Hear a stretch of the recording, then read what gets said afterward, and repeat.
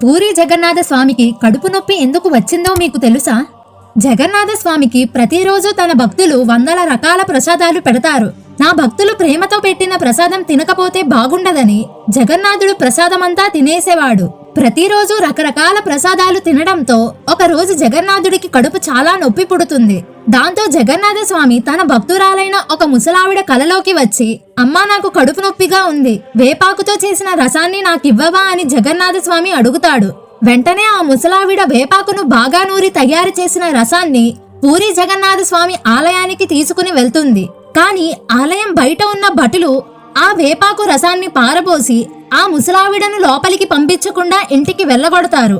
ఆ ముసలావిడ రాత్రంతా ఏడుస్తూ, నా స్వామి ఎంత నొప్పితో బాధపడుతున్నాడో, ఈ రాత్రంతా కడుపు నొప్పిని ఎలా భరిస్తాడు అని తనలో తానే కుమిలిపోతోంది. అదే రాత్రి జగన్నాథ స్వామి ఒక పూజారికి కలలోకి వచ్చి కోపంతో, నా తల్లికి చాలా అవమానం జరిగింది, నాకు చాలా కడుపు నొప్పిగా ఉంది, నా తల్లి తెచ్చిన కషాయాన్ని మీరు నా దాకా రానివ్వలేదు అని చెప్తాడు. వెంటనే ఆ పూజారి నిద్రలేచి ఆ ముసలావిడ ఇంటికి వెళ్లి వేపాకుతో మళ్లీ రసాన్ని చేయించి ఆ ముసలావిడితోనే జగన్నాథ స్వామికి అర్పిస్తారు. ఆ రోజు నుంచి ప్రతిరోజు ప్రసాదం పెట్టిన తరువాత జగన్నాథుడికి వేపాకుతో చేసిన రసాన్ని అర్పిస్తారు. ఈ వీడియో మీకు నచ్చినట్టయితే జై జగన్నాథ్ అని కామెంట్ చేసి మన ఛానల్ ని సబ్స్క్రైబ్ చేసుకోండి.